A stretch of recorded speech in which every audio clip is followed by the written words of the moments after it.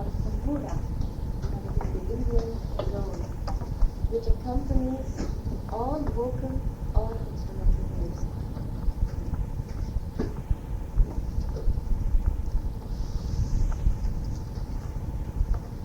I shall begin with the ancient hymn to the Guru, the Divine Master, written many centuries ago in a text called Vishwa Sara Tantra, the Tantra of the essence of the universe. Now this hymn to the Guru has been sung over the centuries by every religious sect in India, no matter which. It says, I bow down to the Guru, the embodiment of the bliss of Brahman,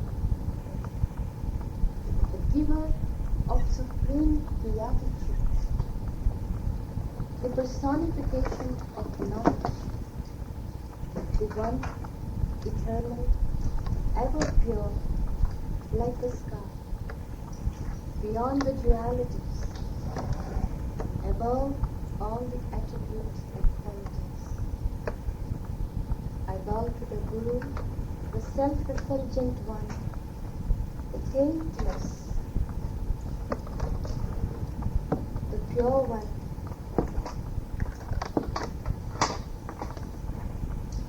the giver of knowledge.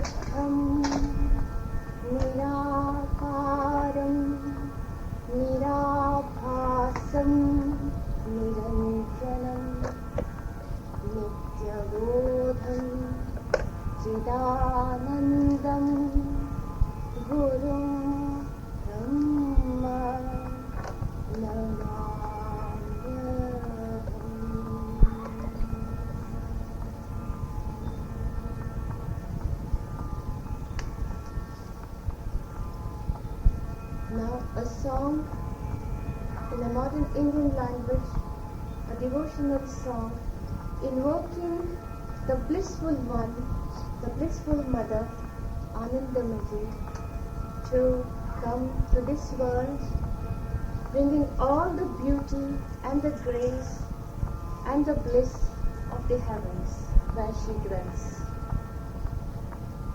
To our birth, you come, O Mother, You come, O blissful one, you come. So that is the refrain. And it says, you dwell on those supreme heights, but we meet you here. So bring those things here. Each cell of mine is crying for thee. Come and touch it with thy grace. And let all the nectar of immortality spring from it. To give you an idea of the rhythm, I shall give the beat of the dancing girl.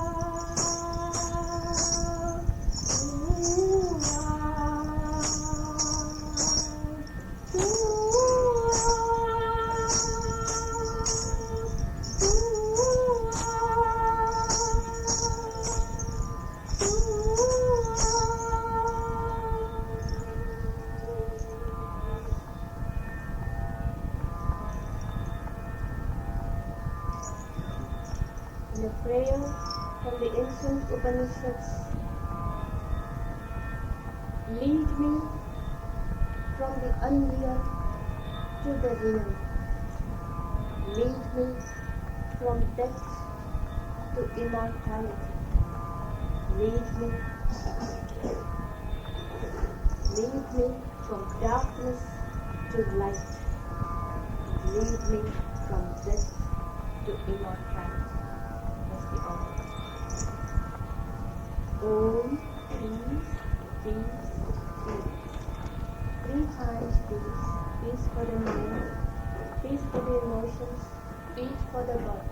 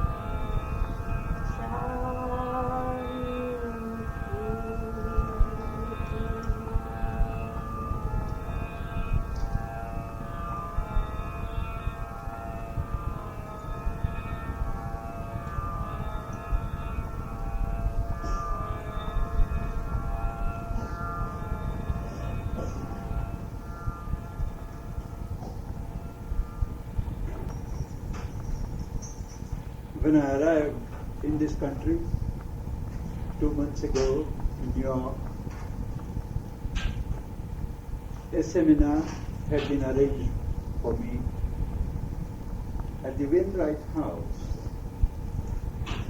on how can we participate in the emerging new consciousness. One of the organizers, I understand, took a flyer making this announcement to a local food store. There was an old lady in charge. She read the flyer and she said, "New consciousness? What's that? What's wrong with the old consciousness?" Well, my friend wouldn't answer her, but I do think she had a point. We speak of consciousness, new, old, without being very definite. What we mean? What is consciousness in the first place? And further, how did it get to be here? Is it a product of matter? Or is it the other way around? We have to be very clear about the terms we use before we start our discussion.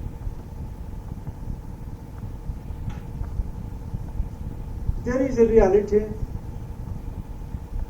which is unchanging, infinite, which in itself can't be described.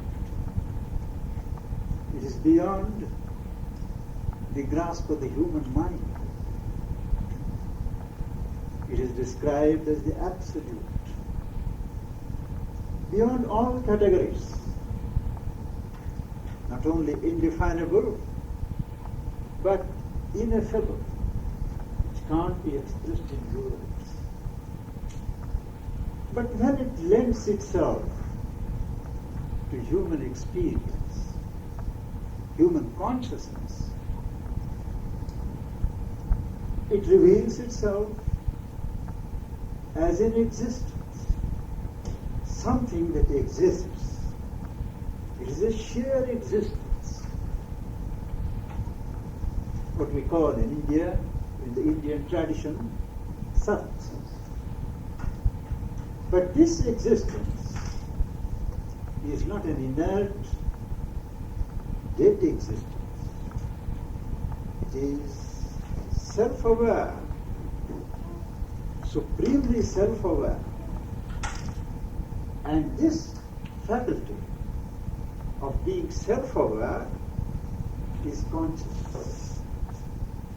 And the nature of this consciousness is delight, bliss.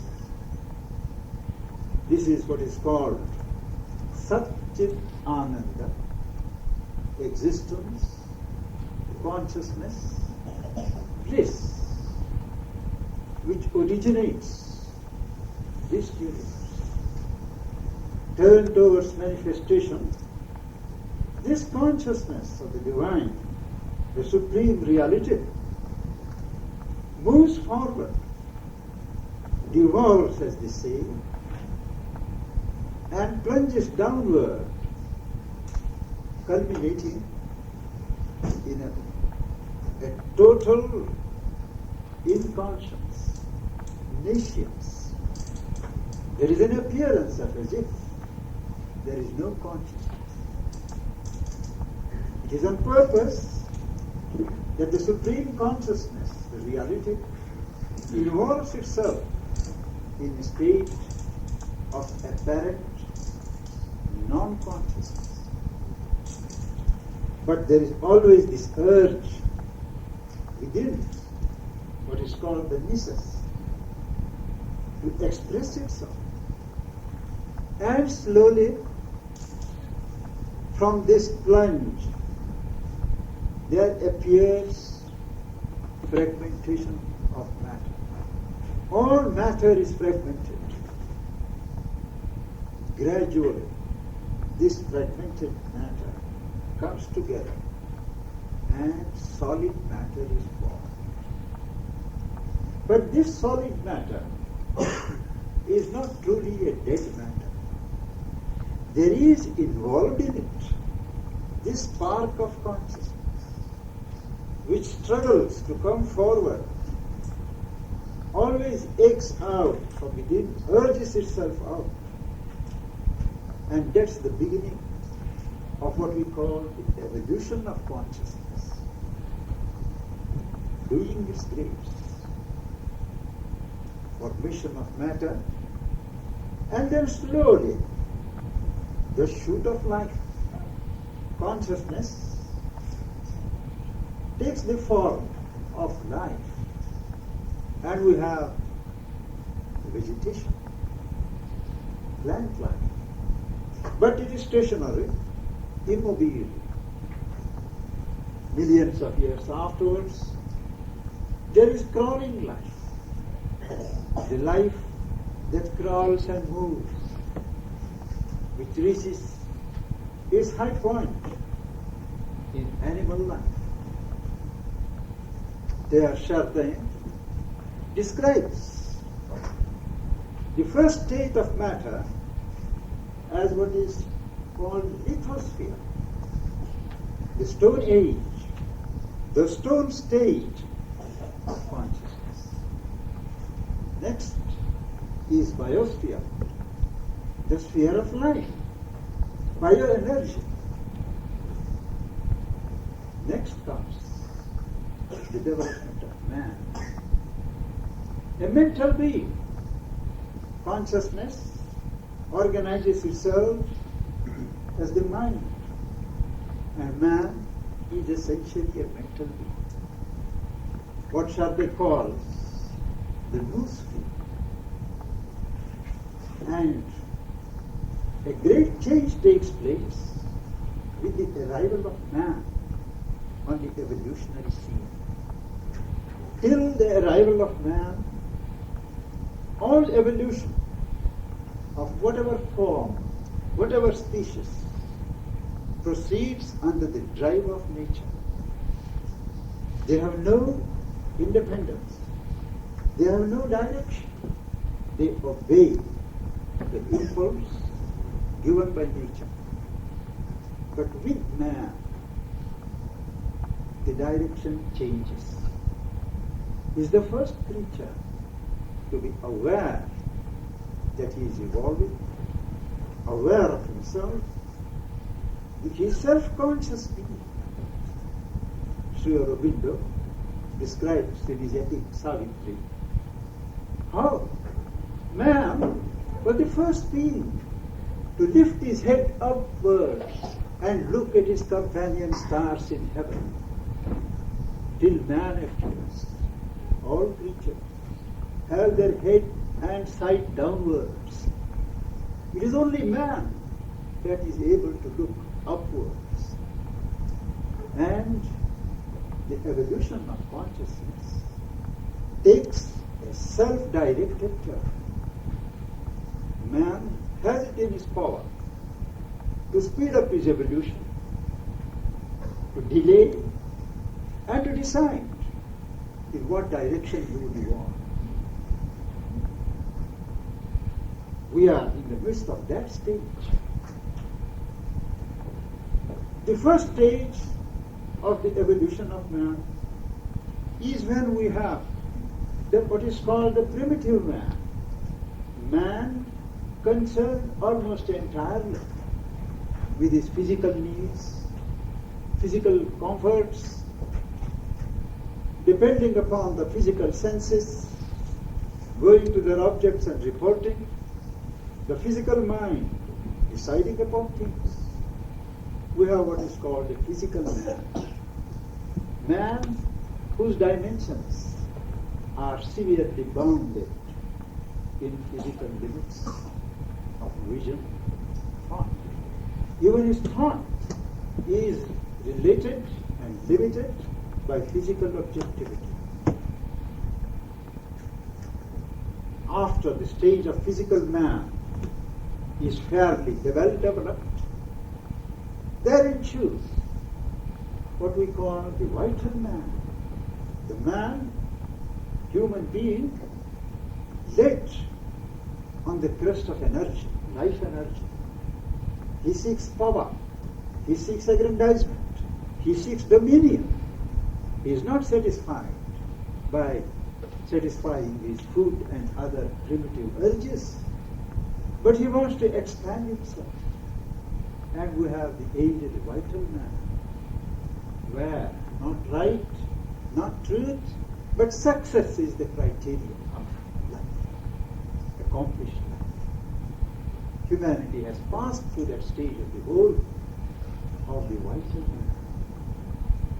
Thereafter, the evolution of human consciousness enters into what I may call the mental man, where man begins to think for its own sake, not necessarily related to physical objectivity, not necessarily under the drive of vital impulses, but thought for thought's sake.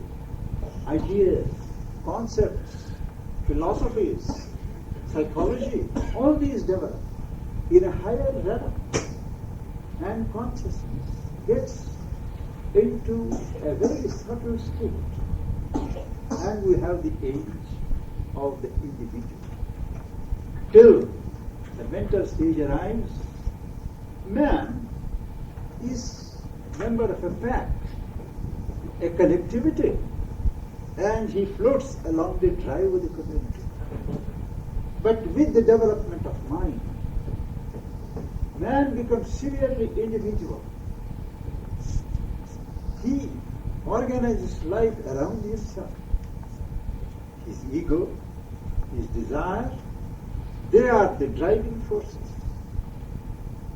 And the mind gives the necessary enlightenment. And the individual man has the entire earth for his patrimony. And he develops his faculties in freedom. He is the center. He is the key person in the society. Particularly after the French Revolution, we have been seeing the age of the individual developing with a great intensity, revealing man also in his utter nakedness as a selfish being, a self-centered creature who will not hesitate to sacrifice anything for his own comforts, for his own needs. Nature has always a way of going the full wheel, the full circle, and then changing the direction. The last two wars, world wars, have demonstrated the inadequacy of this individual-centered mental civilization of man. Everywhere, ideas, ideals, institutions based upon those old world ideas are disintegrating and collapsing. Technology has been developed so fast that man is unable to keep pace with it. He is still limited. Technology has brought the whole world together. As someone said, turned the whole world into a village. But what has become of man himself? He is unable to handle it. He is in despair. And he thinks whether it is not wise to throw away the technology. Further on, man, in his zeal for specialization, has fragmented knowledge. Man today knows more and more of less and less. That integral outlook, a total outlook, that is completely gone. We have, in the name of specialization, narrowed ourselves, made ourselves small automatons, maybe experts in our own areas, but unfit in the world context. All systems of education, social living, group living, religion, they are all broken down because they are centered and organized by the individual man. There is a great pressure of the time spirit from the beginning of this century to force man to expand,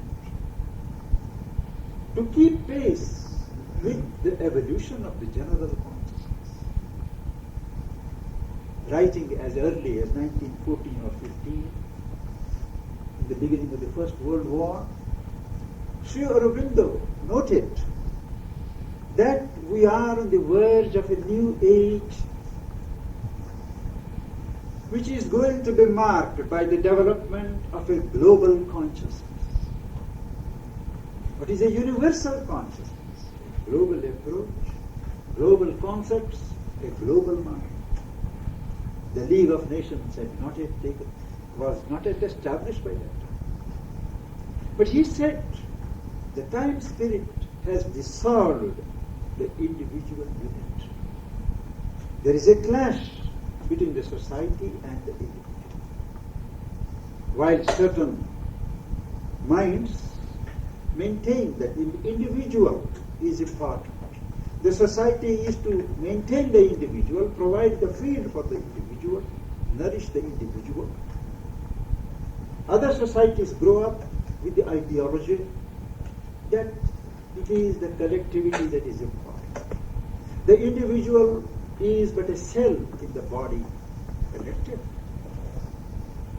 And he argued that this controversy can only be resolved on a spiritual basis, which recognizes that both the individual and the collectivity are expressions of the same manifesting spirit, one on a cosmic scale and one on an individual scale. Both have to interact, nourish and support each other. And this controversy ceases to be relevant when one goes to a spiritual depth or to a deeper level of consciousness, where the common truth between the individual and the aggregates of the individual is experienced. As early as 1903, you must have known of the great book Cosmic Consciousness by Dr. Buck. He was a disciple of Walter Whitman, and he had the courage to write about a unique experience that he had. I won't go into his biographical detail. He was, as you know, a Canadian psychologist who was experimenting with new forms of treating mental cases. And once, when he was returning from a meeting with friends where they discussed Wordsworth and other poets, suddenly he felt there was a great fire around him. Thought something has caught fire. And he stopped for a while. He was going in a cab. And then he found that the fire was within himself. There was a glow, mighty glow. And in a split second, he realized that there is one life. Everywhere there is one life. And the essence of that life is love. And he felt that he was one with it. He had that experience hardly for a few seconds, but that changed his entire life, signalizing in the Western world a conscious movement towards realizing the cosmic consciousness. The individual man has been on the move since the beginning of the century towards becoming a universal man. The ideal before man, held up by thinkers of evolution. Sri Aurobindo speaks of the Gnostic man, the supramental man. There Chardin speaks of the Christ man. But before man can transcend himself, before man can go beyond himself, he has to exhaust the optimum possibility that is ingrained in him.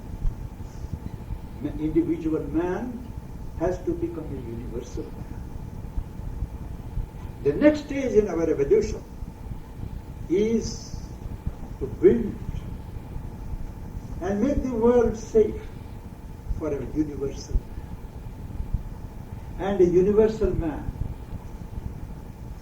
is one who not only speaks, talks, writes of one humanity, one brotherhood, but he feels in his heart oneness with everybody. And how is that oneness going to be felt? Not by obeying scriptures, not by following the dictum of the Gita or the Bible, but by a spontaneous, compulsive feeling of unity. Sri Aurobindo analyzes the various revolutions that have taken place in human history in the modern age. He cites the French Revolution and describes how The French Revolution failed because when it gave liberty, it destroyed equality. The Bolshevist revolution failed. Yes, failed. Because while it gave equality, it destroyed liberty. And he says that the true revolution will take place only when the third value, the third truth of fraternity is made real, is practiced. When fraternity is there, liberty and equality are its spontaneous consequences. And fraternity, brotherhood, sense of oneness, one humanity, one world, that can be realized only at the soul level, at a spiritual level. Not on the basis of ethics, not on the basis of morality, but on an instinctive perception inside that there is a level where each one is one with others. And that is the spiritual basis. All talk of common humanity, the religion of humanity, will remain idle till man sticks to his individual point of reference in his ego and desire. He has come to a stage when he has to cast aside these scaffoldings of nature and move inwards from the external ego personality to something deeper within himself. And that involves culture of consciousness, creation of a psychological climate where unity, brotherhood, that is practiced as a law of life. We call in India dharma. Dharma is the law of life. A law not passed by a parliament or Congress, but a law of truth which holds things together. And this universality of feeling, universality of thought, universality in action. We have to move away from our self-centered basis. Shift the center of reference from the surface ego to the deeper soul, deeper being within us. Whence well out all movements of love, compassion, kindness, harmony. Each one of us is a custodian of godly qualities, positive qualities, promoting harmony, love, unity.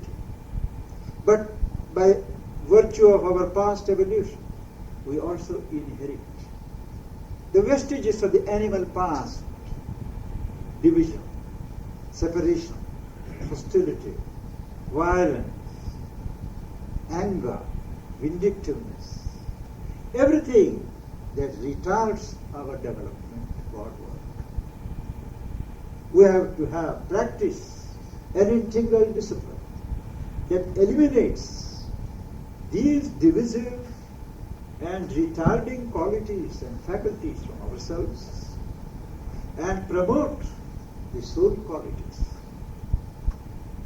It is a wrong approach, a suicidal approach, to say that if you feel angry, become angry. If you feel sex, become sexual. Work them out. No, that's the way of the animal. Not the way of man on the verge of becoming a God man. The path of evolution, the course of evolution demands that you transcend these modes. And you do that not by going back, by a regressive step towards an anarchic animality, but by self-control, self-transcendence.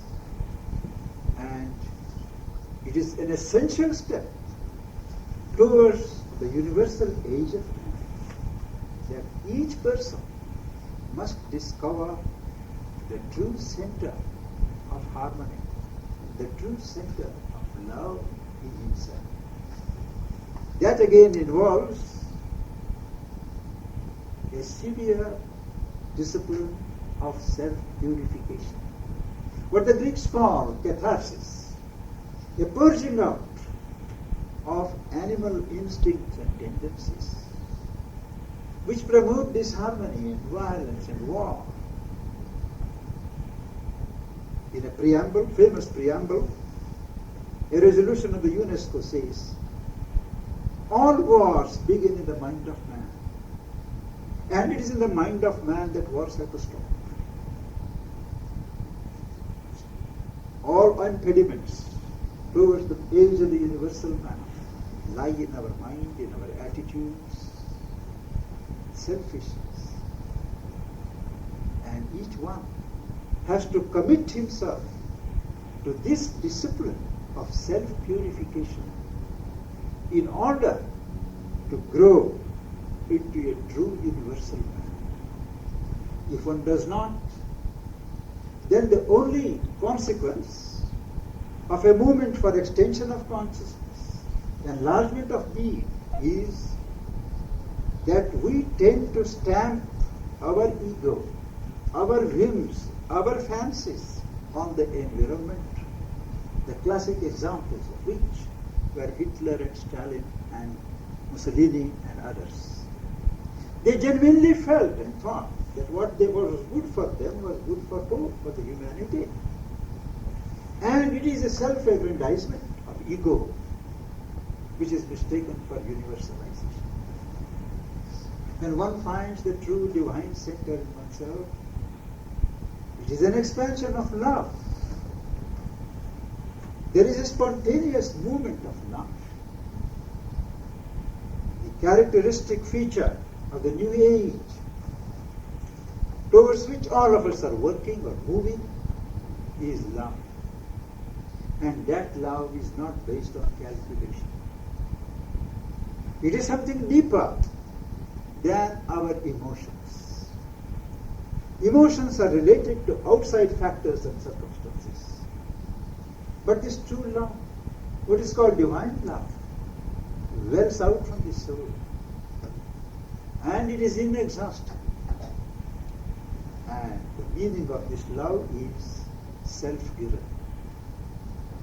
We learn to give ourselves first in the environment in which we are placed, next in the society, and then to the world humanity. The age of the universal man demands a relegation of our ego center to the past, awakening to the true center of love and harmony in ourselves at the soul level, and communication of this state of consciousness to our environment. All experiments that are going on in this world today, whether you call them New Age communities or whatever, the central idea is this: man is on the verge of breaking out of his ego's shell, self-centered position, status, and he pours himself and his energies at the mental level, emotional level, vital level, physical level for others. He is not doing a favor, but there is an imperative, a categorical imperative on him to grow in that direction. Only so can the world be saved. Man has come to stay. Man is the only creature on earth who has shown the capacity to hold new states of consciousness in himself without having to take his form. Till now, nature had to experiment and discard various types of forces when new states. So I don't accept this talk of doom, that we will all be wiped out, that the world is on the step of self-destruction. No, it is not going to. Nature is more powerful than man. And there is an overseeing providence, a divine consciousness overseeing, presiding, and leading humanity somewhere towards a goal. I don't say an end, but towards an immediate goal. And the next future, I don't speak of the ultimate future. I do not know, I do not want to discuss that here, but the next future, which is around, say it should happen by 2000 AD, before the Aquarian age gets into going, is that the present individual age is going to yield to the age of the universal man, which will be characterized by an integrated and an integral approach. All the values of life, all developed grades of consciousness that have been developed so far will be integrated. Nothing will be cast aside as unspiritual. The age-old gulf between worldly life and spiritual life, between earth and heaven, between God and nature, will no more prevail. There will be a unity, and we are seeing signs of it, between matter and spirit, between science and spirituality. The frontiers of physical science are slowly expanding and overflowing into the realms of the spirit. Nobody speaks today of the finality of matter. They speak of energy. Even energy, they discuss what is energy. It is a dance of vibrations. And that comes to the old spiritual conception that this world is nothing but a pervasion of consciousness. Energy is a power of consciousness. And this holistic approach, an integrated man, summing up in himself all the past of the evolution, combining in himself all the promise of the future. That is the universal man. And institutions like the specialized agencies of the United Nations, the much abused body,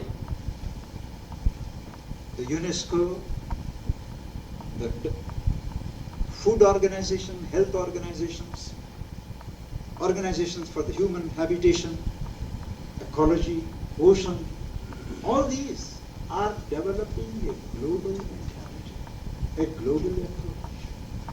So a global mind, a global mentality is nothing foreign to us now.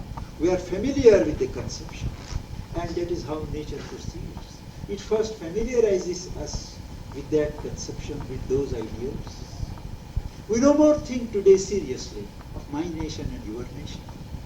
We speak of one world. When Wendell Willkie first wrote the book, One World, I remember I was a very young man. At that time I must have been about 20, 21. That book created such a sensation. He was, I think, a candidate for the presidency. I don't remember against, I think it was against Roosevelt for his term. And he toured all around the world, and he wrote that book, One World. There are certain seminal books like that, which capture in a moment certain universal truths that are going to be actual, ideals that are on the verge of becoming actuals. And that created a sensation in those days. I believe it was 1940. Nobody thought at that time that the time is so near when that ideal would be fulfilled. And one world, with the vision of one world, one humanity, will only be an idle dream unless man in himself expands to contain the world in himself.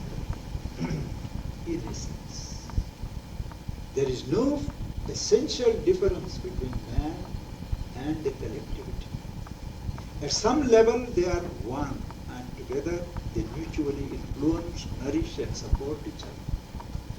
But we have to get away from our ego-centered basis of life. Become universal man, cosmic man, instead of remaining individual man. And that is what I call the planetary consciousness, where you become conscious of the whole Earth planet as one. one consciousness, one life, one matter. It is man's mind, man's ego that creates all the divisions. We have had to go through that cycle. But today we can mentally appreciate and recognize the necessity of translating this ideal into practice. Individual man on the verge of becoming a universal man. Separative approaches giving room to total approaches. One-sided development to whole-sided development. I have done, and now I would invite questions.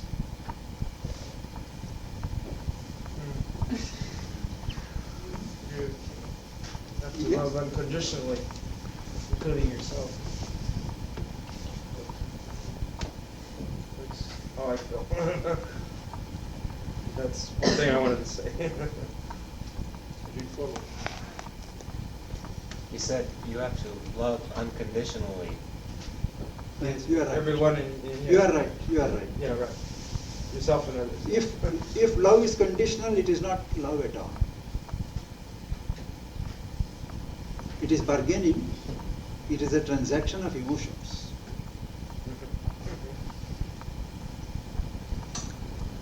Yes. When you speak of one world, do you mean government, religion, that in that aspect of government one head or No.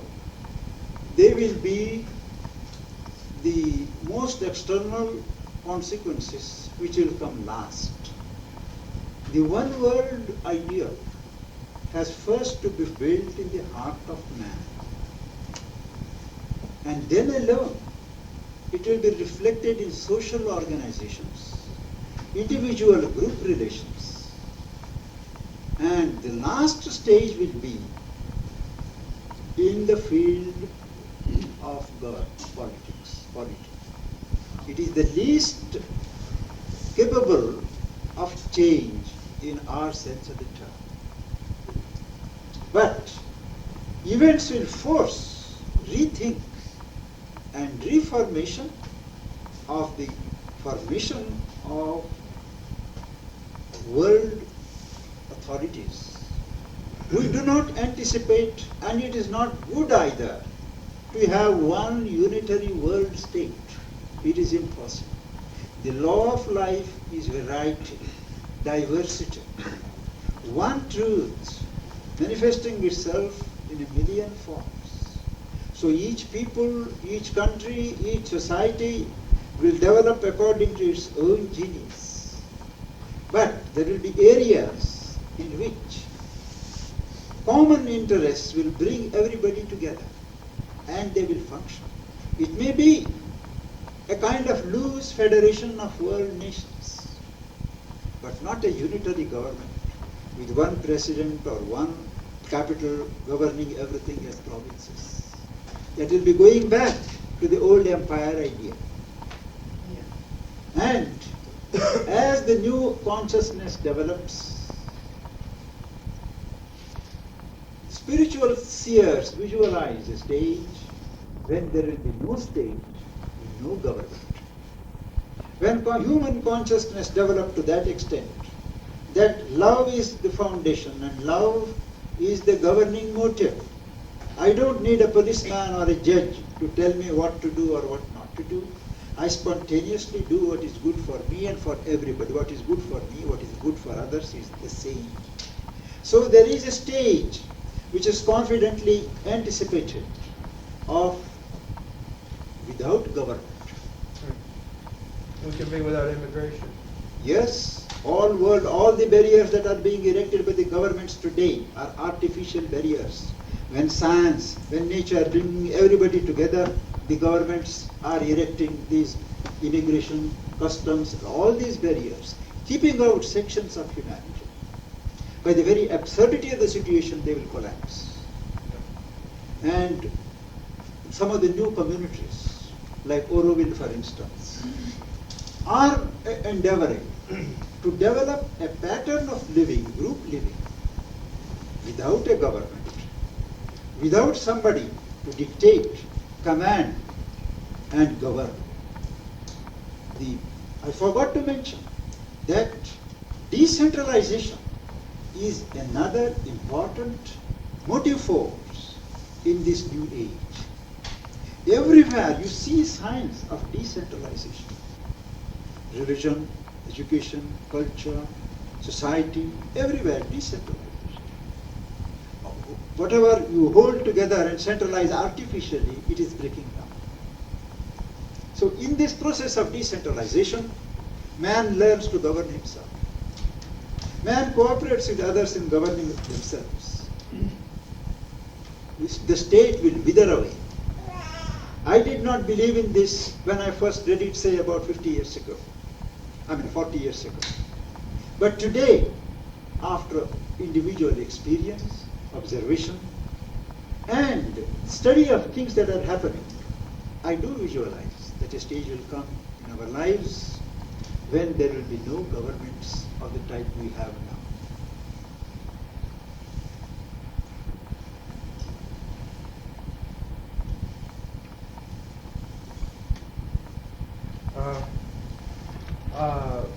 The biggest thing that bothers me is that I believe that corporate power will destroy us through nuclear reactors and through the power of capitalism. That's what I fear the most.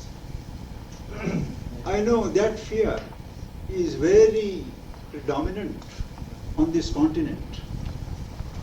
But I think there will be mutual deterrence. And no, it's a worldwide problem. Yes, but there will be mutual deterrence, Nobody is going to launch a nuclear war because each one is afraid of being eliminated. Who is to eliminate whom? That's the question. So it will only remain a fear, and it will be contained. With the change in the mentality of our rulers all over the world, I think the whole problem will change its character. What about, electricity is what I meant. Electricity? Electricity, yeah. Dealing with generation of power.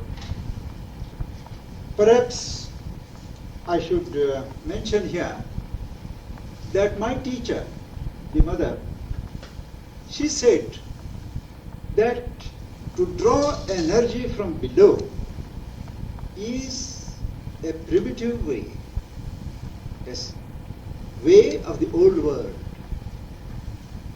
And a sign of the new world, the new age, is when man learns to draw energy from an inexhaustible source, the solar energy.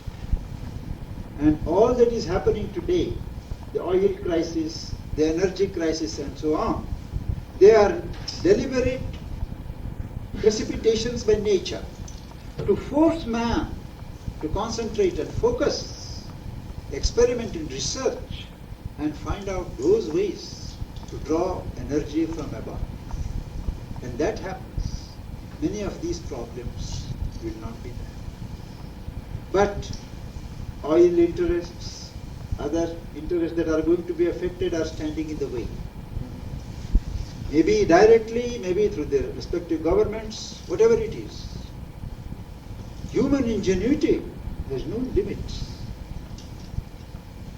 And I don't know whether it is the truth, but I'd heard last time when I was here that somebody had almost discovered in France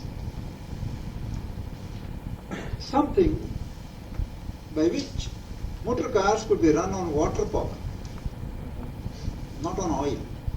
But he suddenly disappeared. He was liquidated. By whom? Nobody dares mention. Yeah, but man has created the power of money, which is technically a false value. Money will not last as a basis of exchange in future. There will be no private property. It is a false value. In the sense in which we have today, concentration of wealth will not be there. There will be dispersion. There will be decentralization. All will be commonwealth. The very concentration of wealth and power in the hands of a few, at the cost of the millions. That is an absurd situation which will not last longer.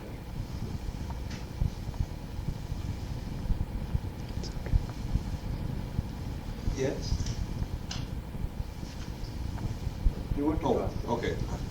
You spoke of the gradual erosion of established political power of international separatism. Well, Yes. how will the world's tyranny stop line? Is it going to be a gradual process, or will there be a violent revolution, or a new breed of leaders will take their place in time, or, you know, like for instance, the Soviet Union, some of the hardcore tyrannies, they're not going to voluntarily give up what The they process has already begun, but it will be obvious and rapid when a new generation, which is now young, comes into positions of responsibility in this country and in other great countries. Those who are bred up in new values have a larger vision of things. The age groups between 20 and 30 today, when they come into positions of power, say after 20 years, there will be a great change all the world over. The present generation of leadership in Russia, in China, it will take another 10 years perhaps for them to pass. They are waiting.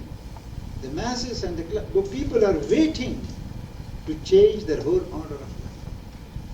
Similarly, here also I have great hopes that those who are young today, youthful, when they come into positions of power, they will bring a new vision and a new consciousness to bear.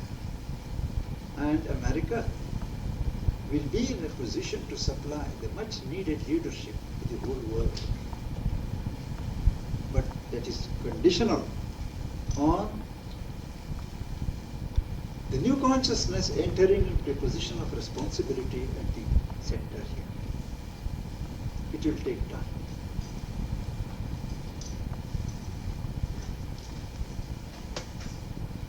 Would you comment on the types of education of the young that you see as it takes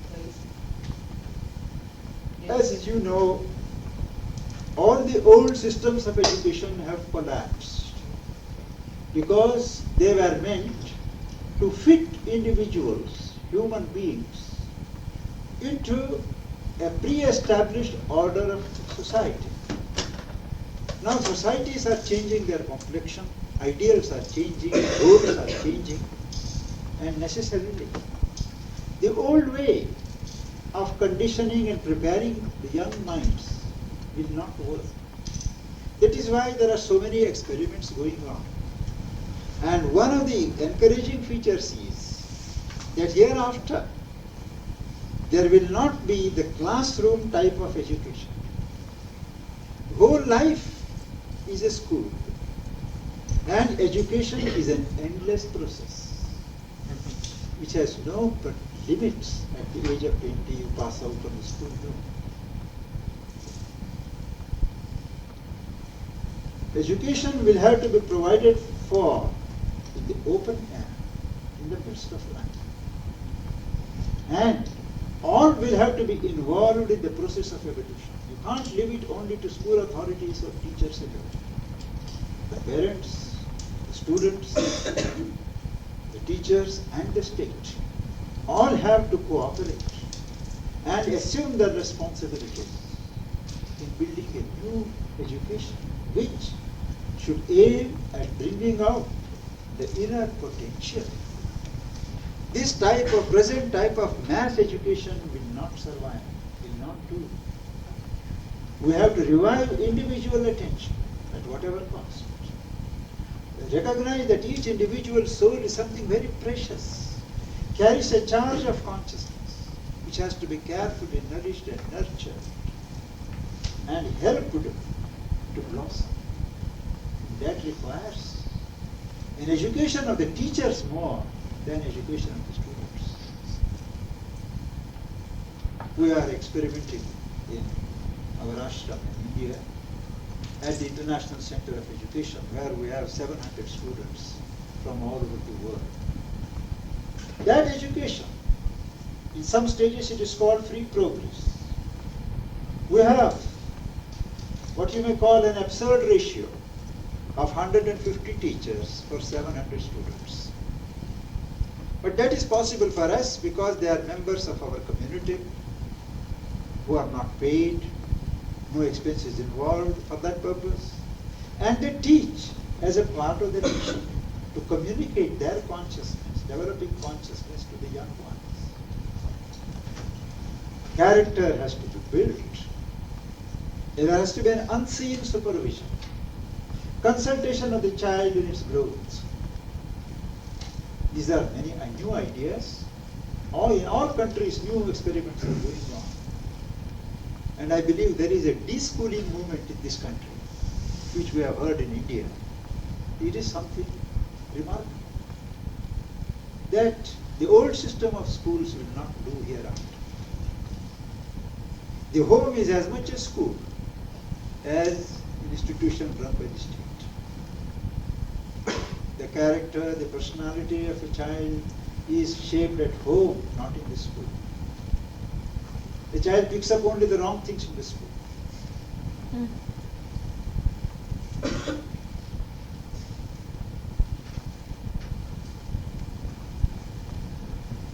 Yes? What is time? Time. You mean capital time or this time? Capital.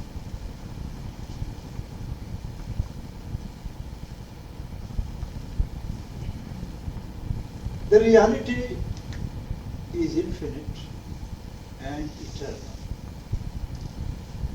In manifestation, that eternity pours itself in the form of moments.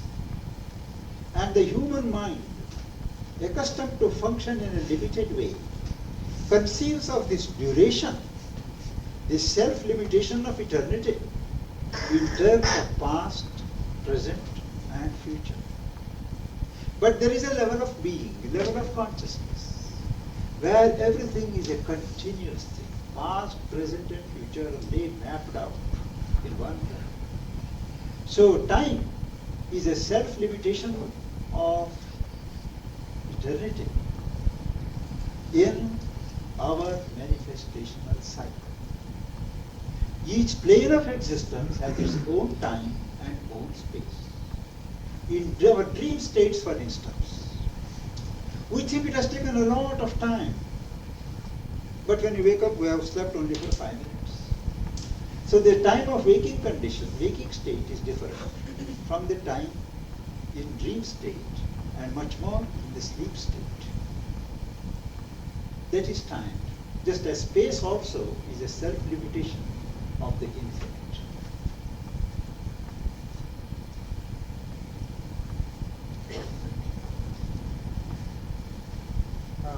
Are there different dimensions of time?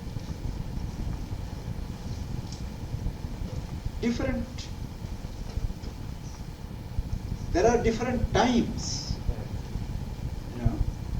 where our present distinctions of past, present, and future don't obtain there. Time itself is a dimension for us. I think it is the fourth dimension for us. And today, thinkers are talking of the fifth dimension being in your ability to decide over your next step. That element of free will that each one has to decide upon his next step, that is the fifth dimension. It is still in the realm of discussion, but I think there is a point there. We all speak of determinism, that everything is ordained, nature or God or whatever it is. But each individual is given a sense of freedom and an autonomy. And that is the fifth dimension. Yes? Could you call that volition? What does Volition. Volition. Volition has a shade of something for which you are not entirely responsible. Something that compels you, volition. But this free will is entirely yours. It is up to you whether you translate a volition into practice or not.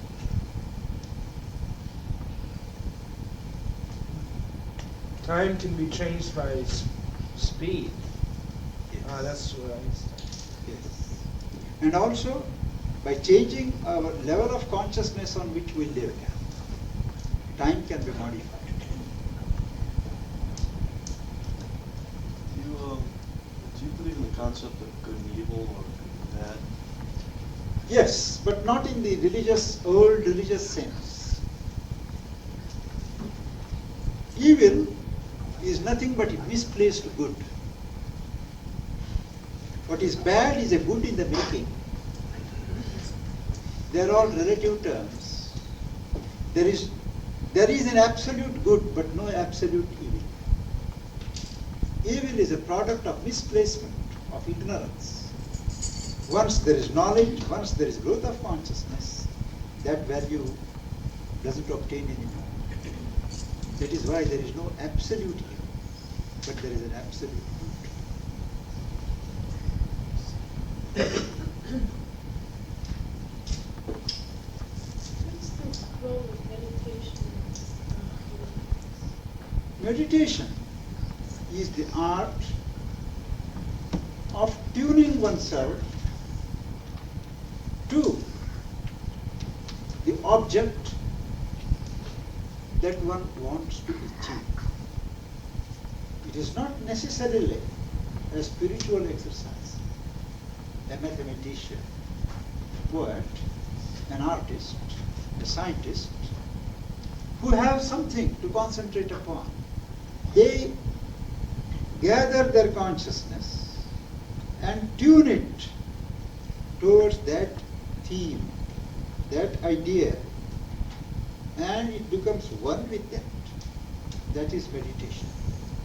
In spiritual context, it is becoming one with the deeper or the higher consciousness, which we normally can't do at once because of distractions. Our movements are always outward to reorient the direction of our energies, turn them inward or outward, and keep them tuned to what we want to know, what we want to feel, what we want to achieve and realize. That is meditation. Meditation is different from concentration. Concentration is the fixation of one's attention on a particular thing. But meditation is the dwelling of consciousness on one idea or one thing, step by step. There is movement in meditation, but in concentration there is no movement, there is fixation. So all meditations start with concentration and relax into meditations. Yes. In achieving cosmic consciousness, in what sense will we retain our individuality? Yes, it's a very good question. We think our present ego personality is our individuality.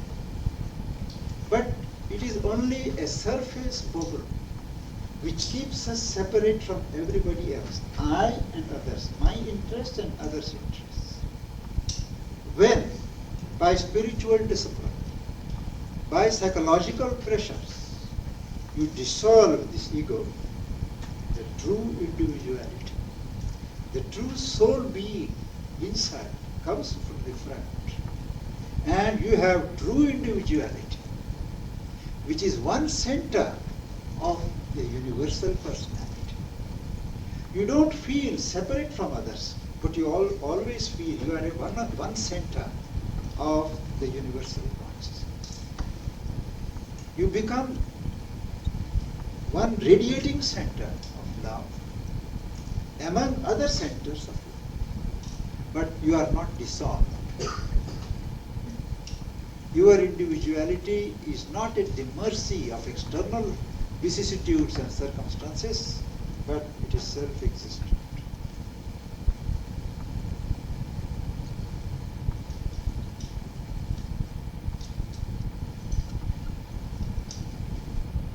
Is it possible to become self-realized without meditation? Yes. Theoretically, yes. Because by the evocation, cultivation, and channelization of emotions, devotion, self-consecration, love to God and to God in humanity, it is possible to realize the self, completely ignoring the mind, without having to meditate. Only by intensification of devotion and love for God, it is possible, and many have realized the divine self. But that means it is a one-sided realization.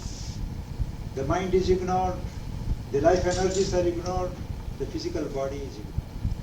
But here at the heart level, you are one with God. Would you then think that would probably be the position that prayer takes in people's lives to try and find that some meaning? Prayer links us with a higher will, with a higher intelligence, higher consciousness. Now, whether that prayer proceeds from the heart or proceeds from the mind, that is different. But it links man to a transcendent force. The different religions make the hypocrisy. Make? The different hypocrisies. Catholic, Protestant, Episcopal. Yes. The thing is, all religions started very well as ways of relinking man to God.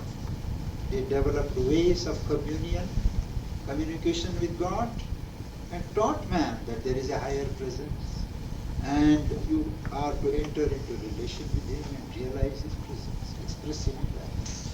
But in course of time, each religion became institutionalized. And with the institutionalization, the love element, the truth element receded. And religion, instead of being a unifying force, became a divising force. And that is why all institutionalized religions have ceased to be strong, effective factors in our life today. And in the age of the universal man, institutionalized religions will have no part to play. There will be spiritual movements based on this scripture or that scripture, doesn't matter. But not through church, not through temples, not through mutts. There will be no intercessor between man and God.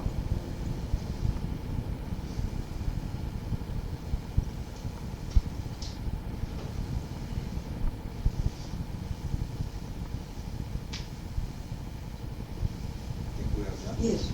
Well, I'm sure you'd like me to thank you very much inspiration. I'd like to have a vision for you that isn't just gloom and gloom.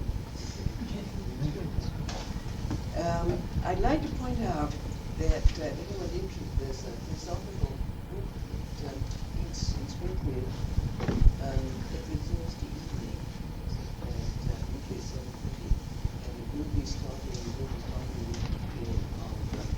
next Thursday. There's also a philosophical library that is open on Tuesday nights at Floor 56 High Street. And this is open from noon to 7 on Tuesday, noon to 9 on Friday. And that is books which we will many of you, I'm sure, I'd also point out that there are refreshments. We hope people will help themselves and stay and get acquainted and speak with them. And there's also a morning clinic, which I hope you will remember if you can, which is go to the day huge again. Yeah. Differences